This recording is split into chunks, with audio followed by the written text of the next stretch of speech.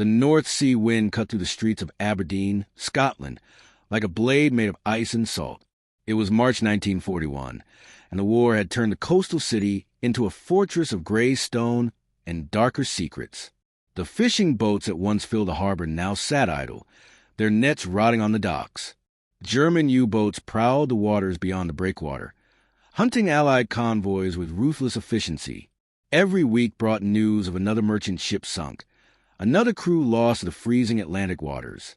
The people of Aberdeen lived under a blanket of fear and rationing, their windows covered with blackout curtains, their nights filled with the distant sound of air raid sirens.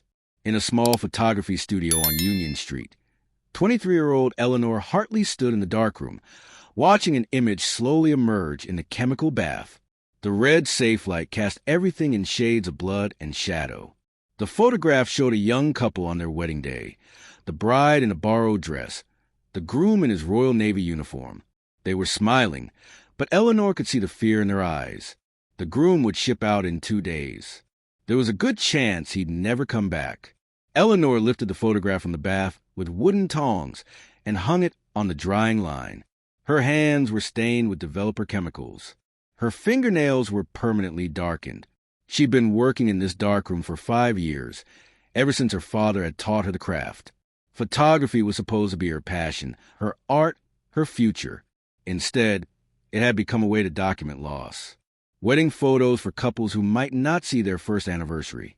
Portrait photos from mothers who wanted one last image of their sons before they went to war. Baby photos that might be the only memory a father ever had of a child he'd never meet. The door to the darkroom opened, spilling harsh electric light across the developing trays. Eleanor's assistant, a 16-year-old girl named Moira, stuck her head in. "There's a man here to see you," Moira said. "Says it's urgent. Says it's about your father." Eleanor's heart clenched. Her father, Thomas Hartley, had been a photographer for the Aberdeen Press and Journal before the war.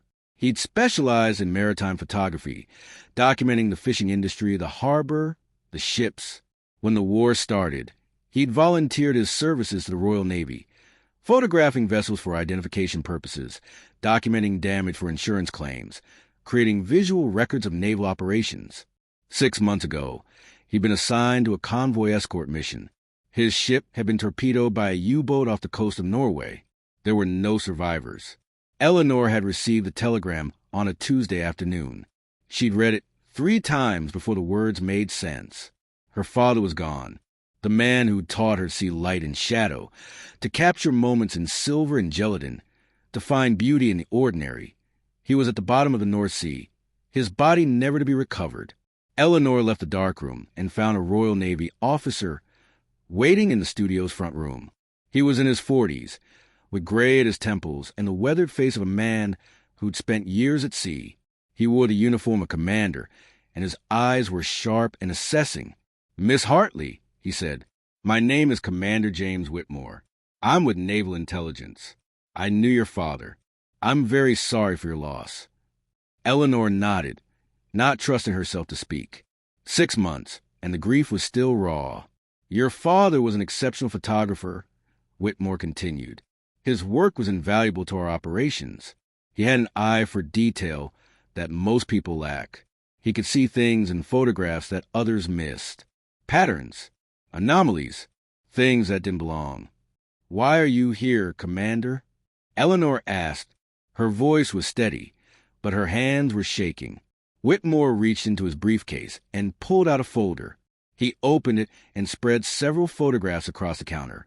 They were maritime photographs, similar to the work her father had done. Ships in harbor, coastal landscapes, fishing villages. "We need someone with your father's skills," Whitmore said. "Someone who understands maritime photography. Someone who can see what others miss. We need you, Miss Hartley." Eleanor looked at the photographs. They seemed ordinary. Ships, water, coastline. "I don't understand."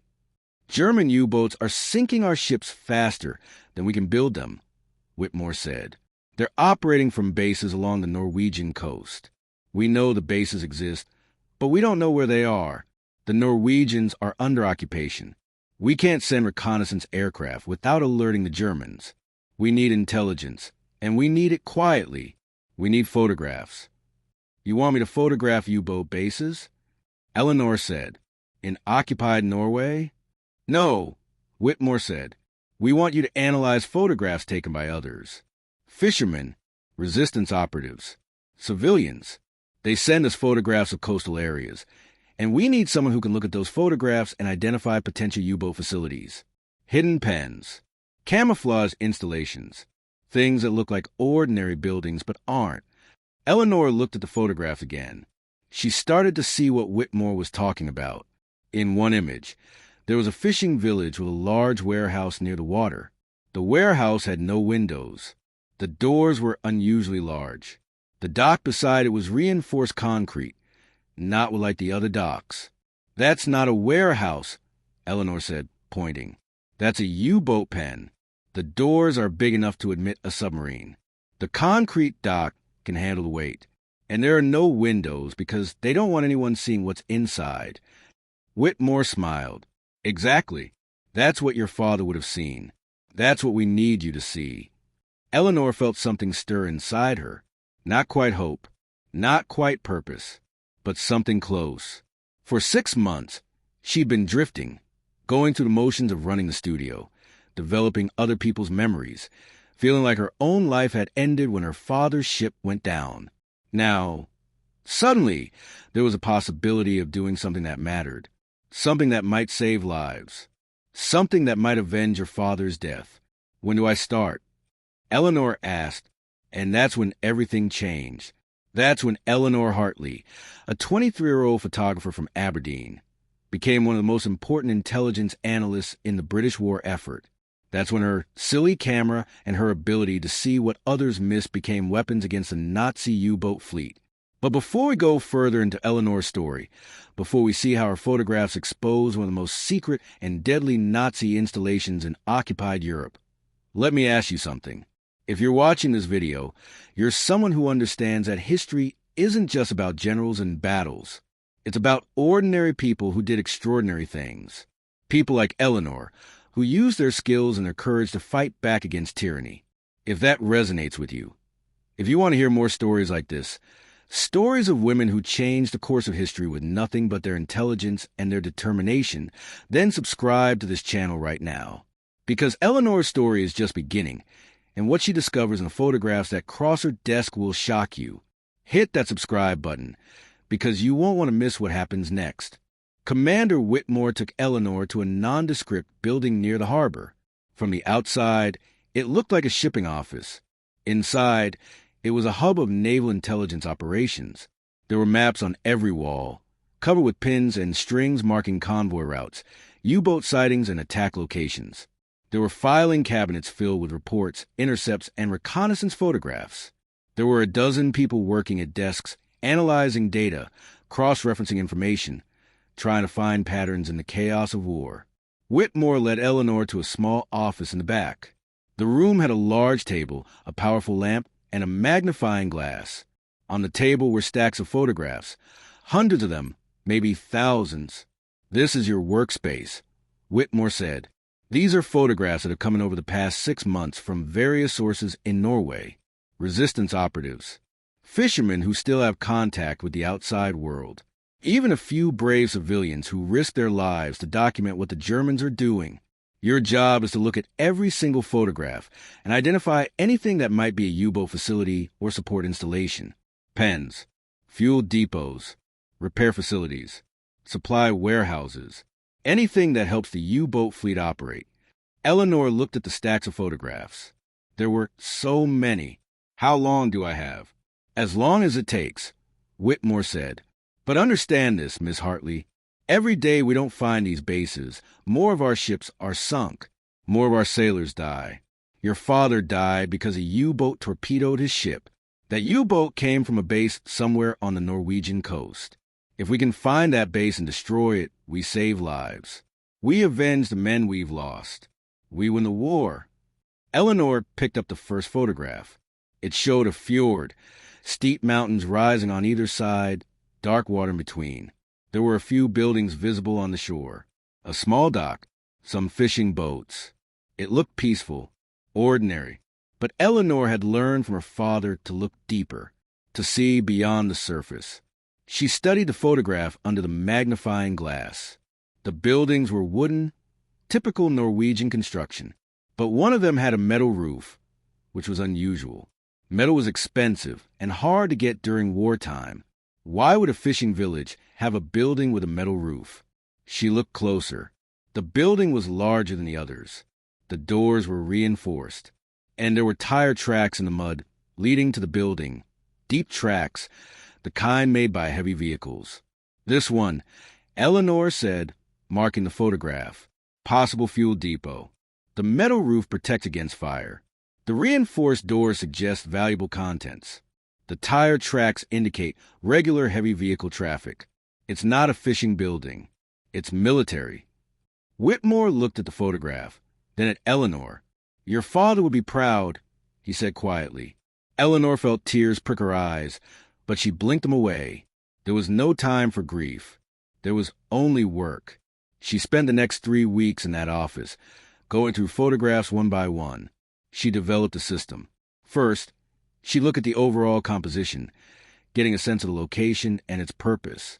Then she'd examine the details under magnification, looking for anomalies, things that didn't fit, buildings that were too large or too small, docks that were too strong or too weak, roads that led nowhere, vehicles that didn't belong, patterns of activity that suggested military operations rather than civilian life. She found 17 potential U-boat support facilities in those 3 weeks. Fuel depots, supply warehouses, repair shops. Each one was cataloged, cross-referenced with other intelligence, and passed up the chain of command. Some were confirmed by other sources. Some were targeted for bombing raids. Some were marked for further surveillance. But Eleanor hadn't found what Whitmore really wanted. She hadn't found an actual U-boat pen, a base where the submarines themselves were housed, maintained, and launched. Those were the real prizes. Those were the installations that, if destroyed, would cripple the U-boat fleet's ability to operate in the North Atlantic. Then, in the 4th week, Eleanor found something that made her blood run cold. The photograph had come from a Norwegian fisherman who'd managed to get it to the British consulate in neutral Sweden. It showed a coastal village called Bjornafjord, about 200 kilometers north of Bergen. The village was small, maybe 50 buildings clustered around a natural harbor. Steep mountains rose on 3 sides. The fjord was deep and narrow, providing natural protection from storms and aerial observation. At first glance, the photograph looked like any other Norwegian fishing village. Wooden houses, a small church, fishing boats tied to the docks. But Eleanor's trained eye caught something wrong. The harbor was too empty. There were only 3 fishing boats visible, but the village had at least 50 houses. Where were all the other boats? Norwegian fishing villages lived and died by their boats. Every family had one. But in this photograph, the harbor was nearly deserted. Eleanor looked closer. The docks were new. She could tell by the color of the wood, lighter than the weathered gray of the buildings. New docks meant recent construction. Why would a fishing village build new docks during wartime when materials were scarce? She examined the shoreline. There was a large building at the water's edge, built into the base of the mountain. The building had massive doors, easily 15 meters wide. The doors were closed in the photograph, but Eleanor could see that they were made of steel, not wood. Steel doors on a building in a fishing village? That made no sense. She looked at the mountain behind the building. The rock face was sheer and dark, but there was something odd about the coloration. Part of the rock face was slightly different in tone, as if it had been recently disturbed or covered with something. Eleanor's heart started to race. She grabbed a different photograph in the stack, one take of the same area but from a different angle by a different source. 3 months earlier, she compared the 2 images side by side. In the earlier photograph, the large building didn't exist. The shoreline was natural rock and beach, but the mountain behind it had a dark opening, a cave or tunnel entrance, partially visible. In the newer photograph, the building had been constructed directly in front of that opening. The building wasn't a warehouse. It was a facade, a cover. It was hiding the entrance to something inside the mountain.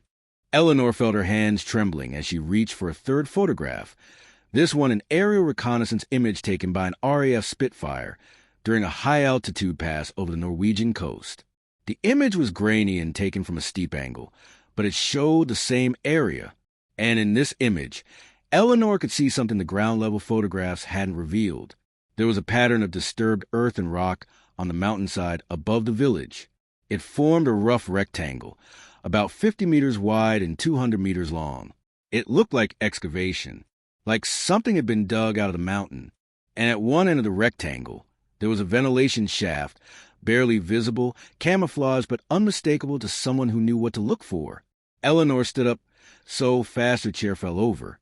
She grabbed all 3 photographs and ran to Whitmore's office. "Commander," she said, bursting through the door without knocking. "I found it. I found a U-boat pen, a big one, hidden inside a mountain." Whitmore looked up from his desk. "Show me." Eleanor spread the photographs out. She explained what she'd seen. The empty harbor, the new docks, the steel doors, the building that was really a facade, the excavation pattern, the ventilation shaft. The Germans hollowed out the mountain, Eleanor said, her words tumbling over each other in her excitement. They built a U-boat pen inside the rock. The building on the shore is just a cover for the entrance. The submarines enter through the doors, go through a short tunnel, and then they're inside a cavern, protected from bombing, hidden from aerial reconnaissance, invisible. Whitmore studied the photographs. His expression was grave. "If you're right, this is one of the most significant intelligence discoveries of the war. A hidden U-boat base that we didn't know existed. How many submarines could it hold?" Eleanor did quick calculations based on the size of the excavation.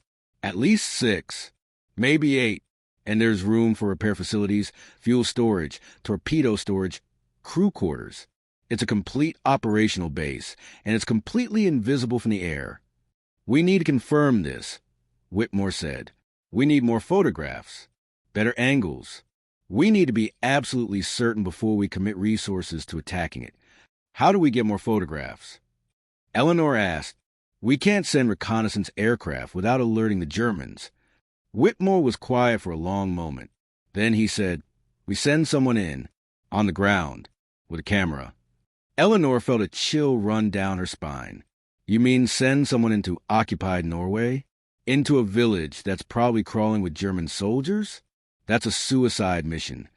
"It's necessary," Whitmore said. "If this base exists, it's a strategic target. But we can't bomb it based on speculation. We need proof. We need photographs from inside the village, showing the doors, the entrance, the activity. We need to know for certain." "Who would you send?" Eleanor asked, though she already knew the answer. Whitmore looked at her. "Someone who knows what to photograph. Someone who understands what we're looking for. Someone who can operate a camera under pressure." "You want to send me," Eleanor said. "I want to send you," Whitmore confirmed. "You're the only person who knows exactly what we need. You're the only person who can look at that installation and photograph the details that will confirm its purpose. And you're a woman, which makes you less suspicious. The Germans expect saboteurs and spies to be men. A woman with a camera is just a tourist, or a photographer, or someone documenting the occupation. You'd have cover." Eleanor's mind was reeling. She was a photographer, not a spy. She'd never been trained for this. She'd never even left Scotland. The idea of going into occupied Norway, into a village full of German soldiers, with a camera and a mission to photograph a secret military installation. It was insane. But she thought about her father, about the telegram, about the cold, impersonal words. Lost at sea. No survivors. She thought about the U-boat that had fired the torpedo that killed him. She thought about that U-boat returning to a hidden base, safe and protected, ready to go out and kill more sailors, sink more ships, cause more grief. "I'll do it," Eleanor said. "I'll go." Whitmore nodded slowly. "I'll arrange the training. You'll need to learn basic tradecraft, how to avoid detection, how to use a cover story, how to operate under surveillance. And you'll need to learn to use a miniature camera, something you can hide, something that doesn't look like a professional photographer's equipment, "When do I leave?" Eleanor asked. 2 weeks, Whitmore said. "We'll insert you by submarine. You'll go ashore at night, make your way to the village, take your photographs, and extract the same way. You'll be in Norway for less than 24 hours. In and out, quick and quiet." Eleanor nodded. She felt numb, terrified, but also strangely calm. For the first time since her father's death, she had a purpose. She had a mission. She had a way to fight back. The next 2 weeks were a blur of training. Eleanor learned how to move silently, how to pick locks, how to create and maintain a cover identity, how to recognize German military ranks and insignia, how to avoid surveillance, how to signal for extraction if things went wrong. And most importantly, she learned how to use a Minix subminiature camera, a tiny device no bigger than a cigarette lighter, capable of taking high-quality photographs on special film. The camera could be hidden in a pocket, operated with one hand, and used without drawing attention. It was perfect for espionage. Eleanor practiced with a Minix until she could operate it blindfolded. She learned to estimate distances and lighting conditions by eye. She learned to take photographs without looking through a viewfinder. Using only her sense of composition and her understanding of the camera's field of view, she became, in 2 weeks, a spy photographer. On April 15, 1941, Eleanor boarded a British submarine at a secret dock outside Aberdeen. The submarine was HMS Talisman, a T-class boat that regularly ran covert operations along the Norwegian coast. The crew was experienced and professional. They treated Eleanor with respect, but also with a certain wariness. She was a civilian, a woman, an unknown quantity. They didn't know if she'd panic, if she'd compromise the mission, if she'd get them all killed. Eleanor didn't blame them for their doubts. She had the same doubts herself. The submarine journey took 36 hours. Eleanor spent most of that time in a tiny bunk, trying not to think about the depth of the water above her, the pressure on the hull, the German destroyers that might be hunting them. She reviewed her mission parameters over and over. She studied maps of Jornefjord. She memorized the layout of the village. She planned her route from the landing site to the target and back. On the night of April 16th, HMS Talisman surfaced 3 kilometers off the coast of Norway. The sea was rough, the wind was howling, and the temperature was just above freezing. Eleanor, dressed in dark civilian clothes with a waterproof bag containing her camera and equipment, climbed out of the submarine's hatch and into a small rubber dinghy. 2 sailors rowed her toward the shore, navigating by compass in the faint outline of the mountains against the night sky. They landed on a rocky beach in a small cove about 5 kilometers south of Jornefjord. The sailors helped Eleanor out of the dinghy, handed her the waterproof bag, and whispered, "Good luck, miss. We'll be back here at 0200 hours tomorrow night. If you're not here, we leave without you." Eleanor nodded. She watched the dinghy disappear into the darkness, heading back to the submarine. Then she was alone on a beach in occupied Norway, with a camera and a mission that could get her killed. She checked her watch. It was 2,230 hours. She had 3.5 hours to reach the village, take her photographs, and get back to the extraction point. She started walking. The terrain was brutal. Rocky slopes, dense pine forests, and freezing streams that had to be forded. Eleanor's feet were numb within the first hour. Her hands were so cold she could barely feel her fingers. But she kept moving, navigating by compass and memory, staying off the roads, avoiding any sign of human habitation. She reached the outskirts of Jornefjord at 0115 hours. The village was dark and silent. Blackout regulations meant no lights were showing. The only sound was the wind and the distant crash of waves against the shore. Eleanor moved carefully through the village, staying in the shadows, avoiding the main street. She could see German soldiers on patrol, 2 men walking together, rifles slung over their shoulders, talking quietly in German. She waited until they passed, then continued toward the harbor. The large building was exactly where the photographs had shown it. Massive steel doors. New construction, built into the base of the mountain. Eleanor's heart was pounding so hard she thought the soldiers would hear it. She took out the Minix camera. Her hands were shaking, partly from cold, partly from fear. She forced herself to be calm, to breathe, to focus. She took the first photograph. The building from the front, showing the steel doors and the new construction. She advanced the film, took another photograph from a different angle. Then another. She moved closer, staying in the shadows, photographing the details. The hinges on the doors, the concrete foundation, the ventilation shafts on the roof. She heard voices, German voices. Close.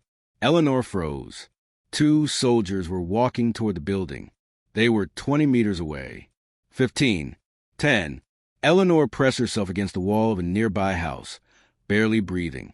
The soldiers walked past, so close she could have reached out and touched them. They were talking about the cold, about wanting to go back inside, about how much they hated Norway. They reached the steel doors.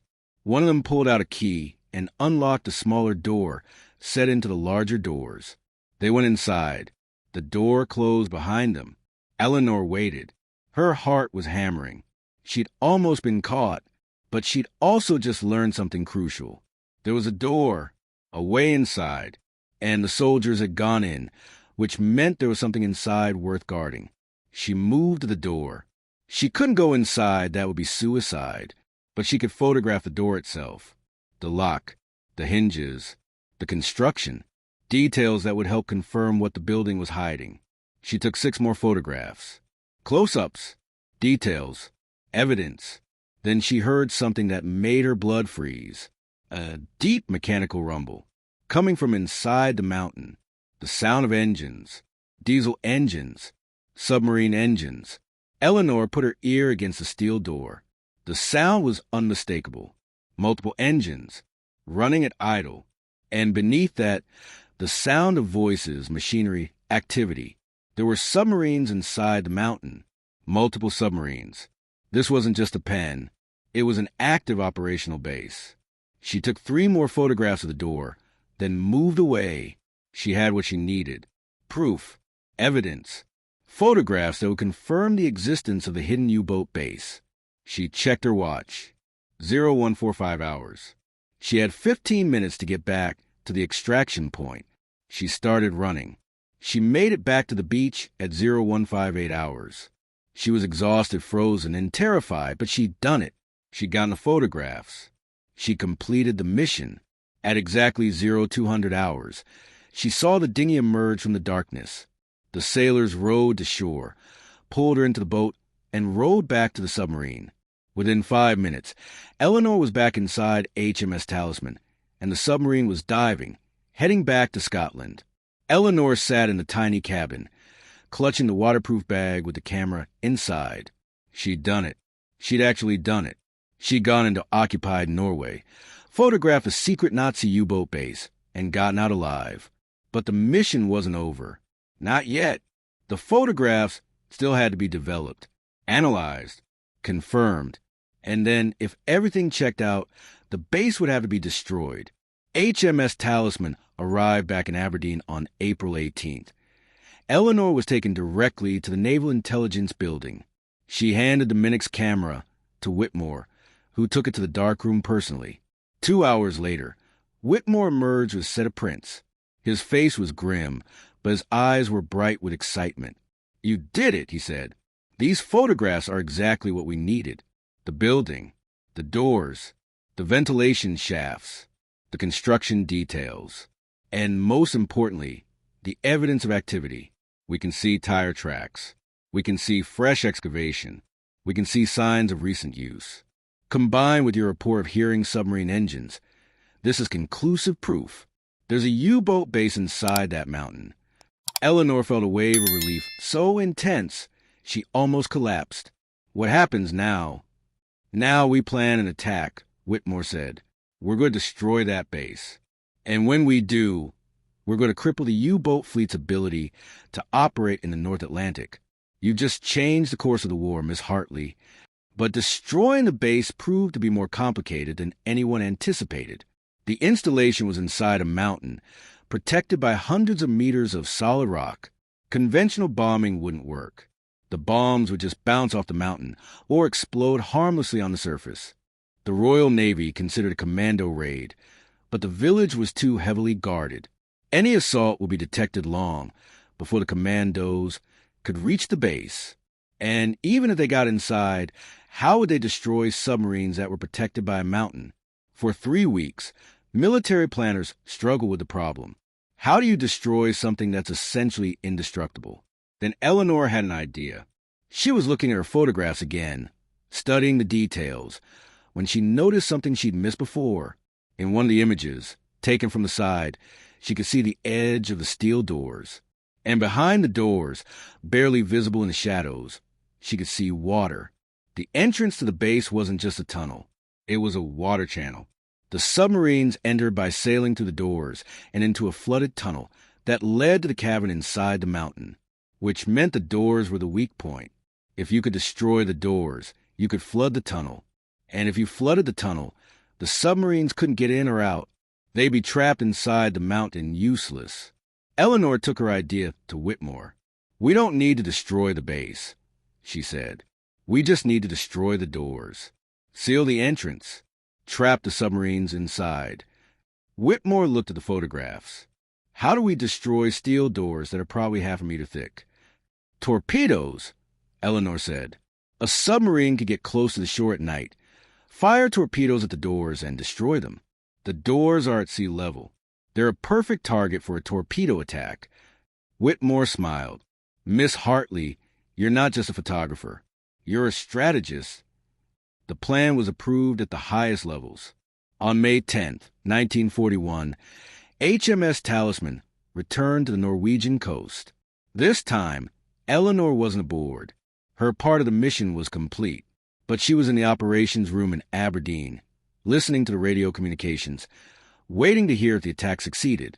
At 0230 hours, HMS Talisman surfaced 1 kilometer off the coast of Jornafjord. The submarine's commander, Lieutenant Commander Michael Willoughby, lined up his shot. He fired 4 torpedoes in rapid succession, aimed at the steel doors of the hidden U-boat base. The torpedoes ran true. All 4 hit the doors within seconds of each other.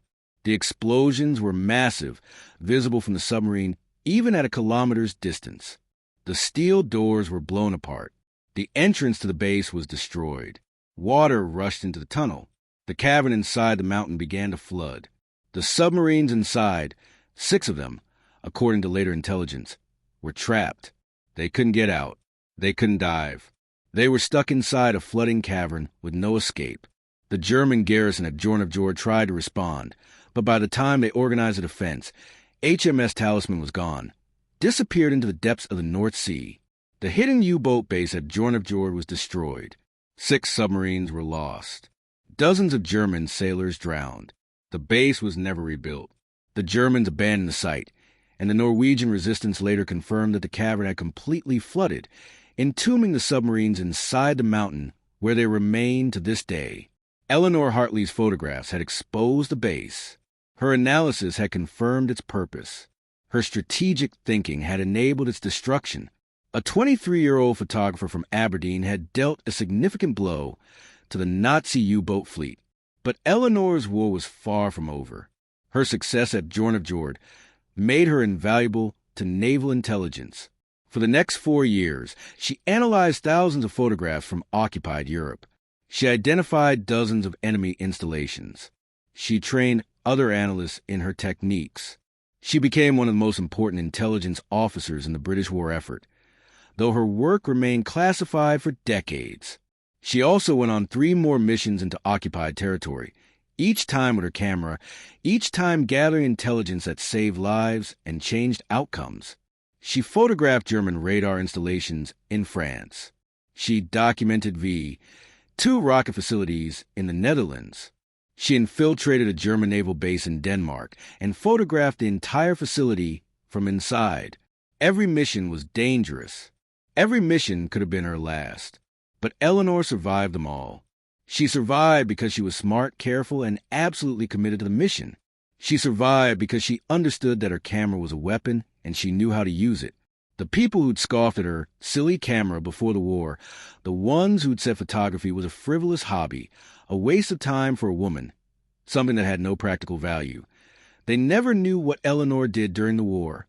They never knew that her camera had destroyed U-boat bases, exposed secret weapons, and saved countless lives. Eleanor never told them.